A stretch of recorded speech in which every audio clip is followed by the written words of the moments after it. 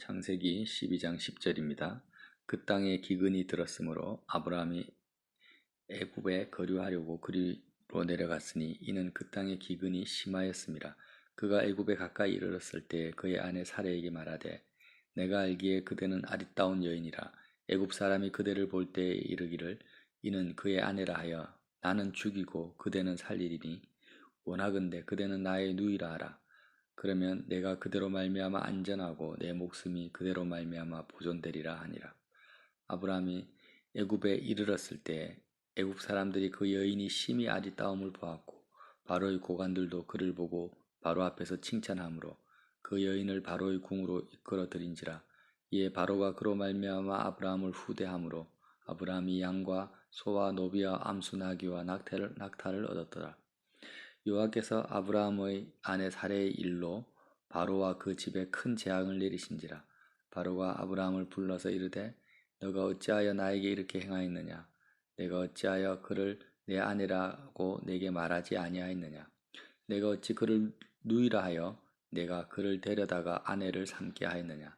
내 아내가 여기 있으니 이제 데려가라 하고 바로가 사람들에게 그의 일을 명하매 그들이 그와 함께 그의 아내와 그의 모든 소유를 보내었더라. 아멘. 가나안 땅에서 기근이 심하게 들었습니다. 성경에는 그 땅에 기근이 그냥 든 것이 아니라 심하였다라고 하죠. 기근이 아주 심하면은 그 시대에는 생존이 불가능합니다. 그래서 아브라함이 애굽에 내려간 일을 하나님을 경외하지 않아서 내려갔다 이렇게 해석할 수도 있지만 사실상 이 애굽에 내려가서 사례의 일 때문에 아내 때문에 죽다 살아난 거죠. 하나님이 지키지 아니하셨으면 아브라함은 아마 죽었을 것입니다. 그 짓이 달로 나서 그런데 이제 하나님이 지켜주셔서 상황이 반전이 되는데요. 이 아브라함이 기근으로 인해서 애굽에 내려갔다가 다시 가나안 땅으로 돌아온 이 사건을 어떻게 우리가 볼 것인가 이해할 것인가. 사실 하나님께서 아브라함에게 나타나셔서 내가 너에게 복을 주겠다, 너를 장대케 하겠다 이렇게 여러 번 말씀을 하셨는데 실제 상황을 보면 정반대의 상황이 펼쳐지고 있죠.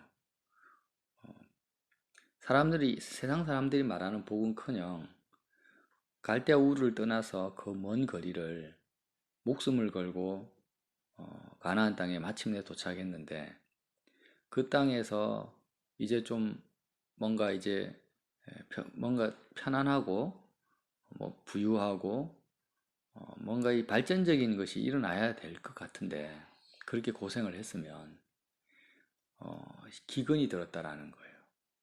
천지 만물을 주장하시고 만군의 여호와라고 하신 그 하나님이 직접 나타나셔서 복을 주겠다고 했는데 그 땅에 기근도 그냥 든 것이 아니라 생존이 불가능할 그런 기근이 든 거예요.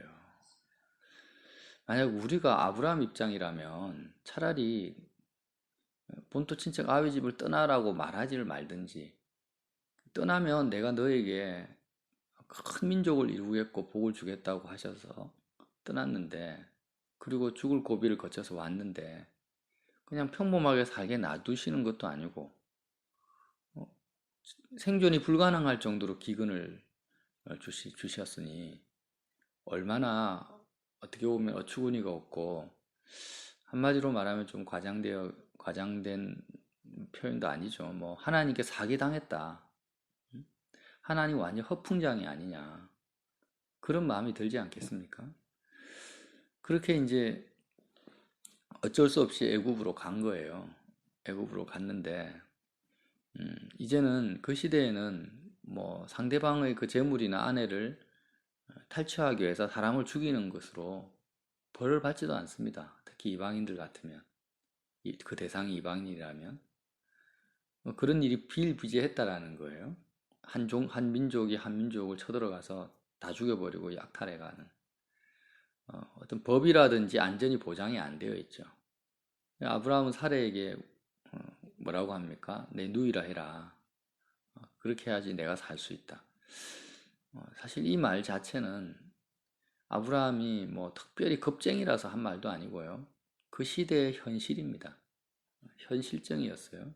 그래서 아브라함은 자기가 아, 이 사건을 뭐 다양한 관점으로 해석할 수 있는데 비겁한 아브라함, 또 어떻게 보면 사례를 마음에서 완전히 버려가지고 더 이상 하나님께 아내로서의 그 위치, 아내를 마음에서 완전히 버려서 하나님께 맡겨버렸다, 뭐 이렇게 해석할 수도 있고, 또 하나는 자기가 살기 위해서, 말씀 그대로 살기 위해서 내가 아내를 팔아먹었다, 이렇게 이해할 수도 있고, 다양한 관점으로 이해할 수 있지만, 이 애굽으로 내려가서 다시 나온 사건을 우리는 어떻게 봐야 되냐면, 한 가지 분명한 것은 있습니다. 지금 아브라함이 경험한 기근 때문에 애굽으로 내려갔잖아요. 나중에 야곱과 12형제가 애굽으로 내려가지 않습니까? 뭐 때문에요? 심한 기근 때문에 갑니다. 이 야곱과 형제들이 애굽으로 가는 것이 하나님의 뜻이었어요. 하나님이 가라고 하신 거예요. 또 그때 7년 기근도 하나님의 경륜 속에서 일어났던 거죠. 그와 똑같은 경험을 지금 아브라함의 인생에서 축소판 그 애굽과 출애굽을 경험하고 있는 거예요. 축소판으로. 그래서 아브라함도 역시 기근 때문에 갔고, 그때 야곱도 갔는데 요셉 때문에 큰 이제 그 재물을 얻지 않습니까? 요셉이 총리였으니까. 그것처럼 아브라함도 사례로 인해서 큰 재물을 얻는 거예요. 나올 때 지금 400년 동안 노예 생활을 하다가 이스라엘 백성들이 나올 때 그냥 빈손으로 나오지 않습니다. 많은 재물과 양과 염소를 가지고 나오는데 똑같습니다. 아브라함도 나올 때 그냥 나오지 않고 바로로부터 양과 소와 노비와 암수 나귀 많은 낙타를 얻고 가지고 나오는 거예요. 그래서 아브라함 인생에서의 축소판 출애굽이 지금 펼쳐지고 있는데, 이 사건 자체가 뭐냐면 하나님이 아브라함에게 주시는 큰 복이었다라는 겁니다. 큰 민족을 이루기 위한 하나의 큰 복이었어요. 아브라함의 인생에 있어서. 우리는 단순히 당장 먹고 사는 것만을 생각하고 복이냐 저주냐를 생각하니까, 어떻게 하나님 이럴 수가 있냐. 그렇게 불러놓고 죽을 고비를 만들어 가지고 이렇게 연단시킬 수 있냐. 나올 때 많은 재물을 얻고 나온 것이 복이다, 이렇게 생각하는데 그것이 아니는 거예요. 지금 이 사건 전체가 기근으로 인해서 갔다가 살해 때문에 또 죽을 고비를 넘겨서 또 이렇게 하나님 역사하셔가지고 지켜주셔서 나온 이 사건 전체가 아브라함의 인생에서는 하나의 출애굽을, 하나님의 놀라운 구원의 역사를 실제로 삶으로 경험하는 사건이었어요. 마치 우리가 예수님을 만나서 십자가의 사건을 경험한 것처럼 아브라함이 이 사건을 통하여서 오실 메시아의 그 죽음과 부활 사건을 경험했다라는 것입니다. 그래서 결국 아브라함의 입장에서는요, 본토 친척 아비 집을 다 떠났습니다. 다 떠났는데 지금 이삭이 태어나기 전이잖아요. 그럼 아브라함 입장에서 가장 소중하고 생명 같은 존재가 누굴까요? 이제 사레라는 겁니다. 사레. 자기 아내 사레. 이 사레가 아브라함 입장에서는 뭐와 같냐면 장자와 같은 거예요. 그래서 하나님께서 지금 기근을 통하여서 애굽에 내려가게 하셔서 아브라함의 마음속에 있는 밑바닥을 다 드러내시는 것입니다. 죽음을 두려워하는 마음도 있을 것이고, 사람이니까 당연히 죽음을 당연히 두렵죠. 내가 죽을까 두려워서 평생 죄와 사망의 그 마귀에게 노예 생활을 하는 인생의 그 본질이 아브라함도 가지고 있었던 거예요. 누구나 이건 없을 수가 없죠. 그래서 우리가 예수님을 믿게 되면 하나님께서 어떤 작업을 하시냐면, 정말 마음이 청결한 자가 하나님을 보는데, 하나님과 내 사이에 청결함과 거룩함과 정말 온전한 믿음을 가지게 하시려면 어쩔 수가 없습니다. 하나님 입장에서는 우리 마음의 밑바닥에 가라앉아 있는, 숨어 있는 그 뱀, 사람의 마음마다 이렇게 겉으로 드러나는 죄가 있고 드러나지 않는 죄가 있거든요. 그 드러나지 않는 죄는 뭐냐면 내가 나 자신을 보호하기 위해서 스스로 속이고 있는 영역입니다. 그 영역은 마치 우리가 우물통에, 우물 밑에 밑바닥에 쓰레기라든지 그 침전물이 탁 깔려 있다가 위에는 깨끗한 물이에요. 그런데 그 바닥을 손으로 한 번씩 뒤집어 버리면 깔려 있는 오물들이 확 일어나잖아요. 그것처럼 모든 사람의 심령 가운데서는 뭐가 있냐면 우리 마음 깊은 곳에 숨어 있는 그 뱀들이 있는 거예요. 독사가. 그 죄가, 죄의 뿌리가 있는 것입니다. 그것을 해결하지 않고 그 정체가 드러나서 그게 처리되지 않으면 우리는 청결한 마음으로 하나님을 볼 수가 없습니다. 그래서 하나님께서는 우리에게 복을 주시는데 어떤 복을 주시냐면 어쩔 수 없이 이게 우리 입장에서는 참 힘든 작업이죠. 왜? 숨겨져 있는 죄악들이 다 드러나니까. 이 뱀의 정체가 드러나니까.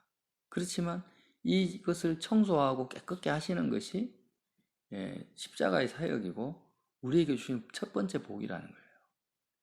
그래서 이제 아브라함을 어떻게 하십니까? 그 복을 주시려고 기근을 통하여서 애굽에 내려가게 하시는 거죠. 거기서 이제 자신의 밑바닥을 다 보는 거예요. 숨겨져 있는 것을. 목숨을 죽을까 두려워하는 자신의 모습. 또 어떤 모습 봅니까? 가장 자기가 사랑하고 아끼는 보화 같은 생명 같은 사례, 아내 사례. 그 사례에 대해서 정말 죽어야 되는 마치 이스라엘 백성이 출애굽할 때 10가지 재앙 중에 장자를 죽여야 되잖아요. 유월절 사건. 자기가 가장 아끼는 그 장자를 죽이지 않으면 하나님의 선민이 될 수가 없었지 않습니까? 그러한 사건을 아브라함 인생에서의 유월절 사건, 실질적인 삶의 이론이 아니죠. 삶의 유월절 사건을 지금 애굽에서 경험케 하시고 이제 거기서 구원하시는 거예요. 그러니까 이제 상상만 해도 이제 끔찍하죠. 아내를 바로의 왕궁에 보냅니다. 그러면 자기가 목숨처럼 사랑했던 아내를 자신의 그 목숨과 바꾸는 거죠. 그냥 사례와 자기 목숨을 바꾸는 것입니다.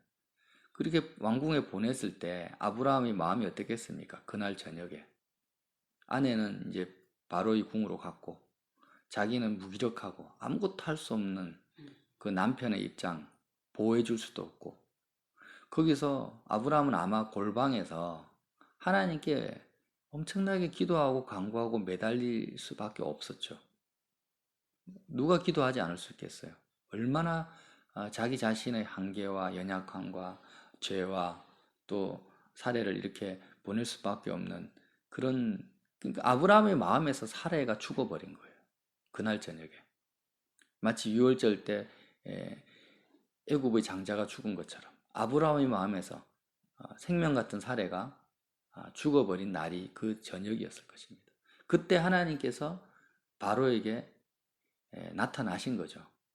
그 재앙을 내리셔서 하나님께서 사례를 보존하시고 구원하시고 이렇게 출애굽의 역사를 아브라함에게 구원을 베푸신 것입니다.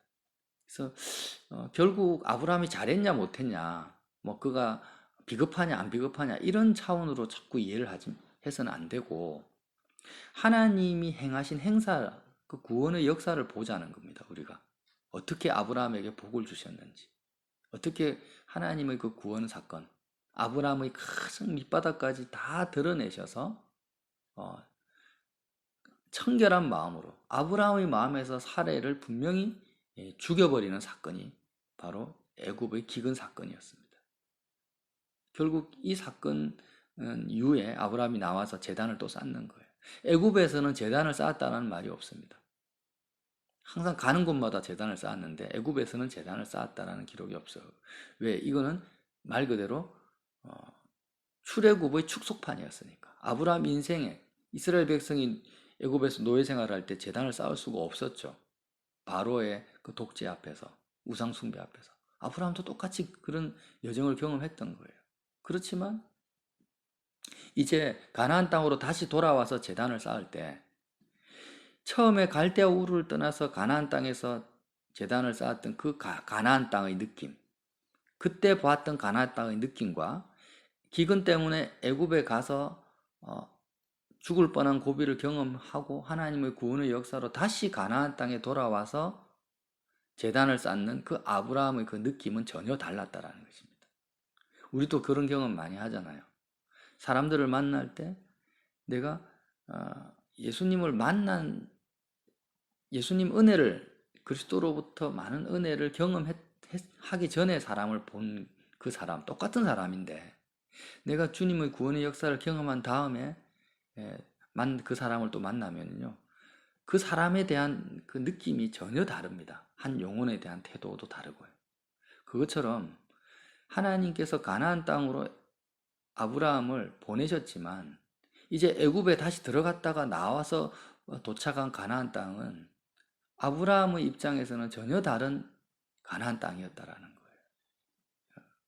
더 하나님의 나라와 의를 경험케 하는 땅이었다라는 것입니다. 그 땅으로 바뀌어버린 거죠. 그래서 우리도 이제 똑같습니다. 아브라함에게 역사하셨던 첫 번째 가나안 땅에 와서 행하셨던 게 뭐예요? 기근을 주셔서 애굽 땅에서 다시 끄집어내는 이 역사. 왜요? 아브라함 속에 있는 그 사레라는 그 존재, 이 땅에서 가장 소중한 존재잖아요.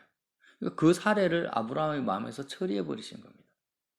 너무나 힘들고 어렵고 정말 건드리면 하나님이 건드시면 끄림직하고 굉장히 고통스러운 그런 과정이었지만 아브라함에게 반드시 필요한 과정이었던 것처럼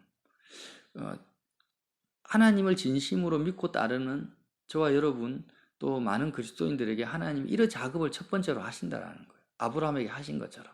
어떻게 해요? 우리 인생에 기근을 주십니다. 그 기근이 꼭 못 먹고 못 사는 걸 말하는 게 아니에요.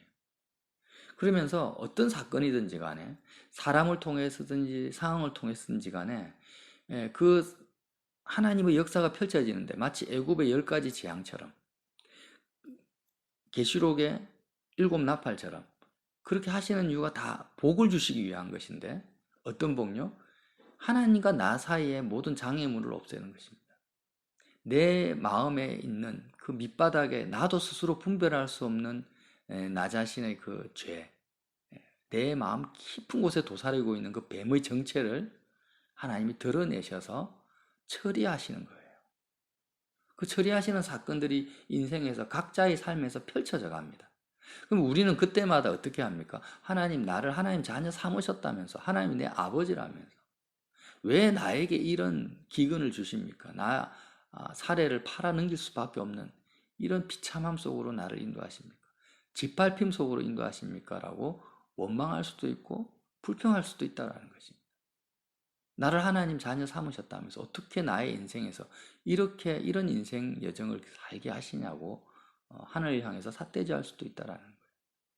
그러나 그 모든 것들이 결국에는 이 말씀을 통해서 보니까 나에게 정말 그리스도의 신부로 나를 단장시키기 위해서 내 밑에 깔려있는 이 죄가 드러나지 않으면 드러나게 하기 위해서는 어쩔 수 없는 연단의 과정이라는 거예요. 그거를 우리가 안다면은 우리는 어떻게 해야 될까요? 그것이 나의 연약함, 나의 한계가 드러날 때마다 그것이 끄집어 수면 위로 올라올 때마다 우리는 바로 출애굽의 역사, 아니 유월절 사건으로 바로 들어가야 된다는 것입니다. 우리가 할 수 있는 건 없어요, 사실. 하나님께서 예를 들면 사업이 안 되게 하시면 내가 아무리 열심히 노력해도 사업 안 됩니다. 하나님이 내 건강을 내 몸을 아프게 하시면은요, 내가 아무리 건강하게 살려고 해도 안 되는 거예요. 그런 나의 한계 속에서 내 내면이 다 드러날 때 우리는 어떻게 해야 될 거예요? 내가 가장 소중하게 여기고 가장 붙잡고 있는 것이 뭔지를 보는 거예요. 아브라함 같으면 사례입니다. 그것을 사례가 바로의 왕궁에 들어갈 때 아브라함의 마음에서 사례가 죽은 것처럼 내 마음이 그 유월절 십자가 어린 양의 피 가운데 들어가는 것 외에는 우리가 하나님의 그 손길, 그 배려에서 벗어날 수 있는 길은 없습니다. 다시 말하면 하나님의 배려 속으로 온전한 그 목적 이루기 위해서 그 길을 통과하는 것 외에는 답이 없다라는 것입니다. 그래서 크고 작은 일들이 생기죠. 그리스도인들 삶 속에 크고 작은 기근들이 생기고 크고 작은 바로왕들을 만나는 것입니다. 그래서 우리가 인간적으로 싸워 이길 수도 없고 내 힘으로 뜯어 고칠 수도 없는데 이 모든 것이 어떻습니까? 십자가에서 다 해결되어지고 풀어질 수 있다라는 그 사건을, 그 사실을 하나님이 보여주시는 거예요. 네가 하는 게 아니다. 보호하시고 지키시고 구원하시는 이 모든 역사는 하나님이 다 예비되어져 있다. 뭐만 하면은요, 기도하면 십자가를 붙들고 기도하면 네 마음속에 있는 그 죄악의 정체를 십자가에 못 박아 버리면 하나님의 때에 구원의 역사를 경험하게 될 것이고, 그렇게 되면 또다시 온전한 마음으로 아브라함처럼 제단을 쌓으며 찬양할 수 있다. 이 소망의 말씀입니다. 그래서 이제 다시 좀 더 새로운 관점으로 아브라함이 애굽의 기근 때문에 들어가서 다시 나온 이 사건을 조금 더 새로운 관점으로 볼 수 있었으면 유익한 시간이었고 그런 유익한 말씀의 나눔이라고 저는 생각을 합니다. 저와 여러분이 이런 모든 아브라함의 길을 걷게 하시는 하나님의 손길을 경험하시는 또 오늘 복된 하루 되시기를 예수님 이름으로 축원해 드립니다.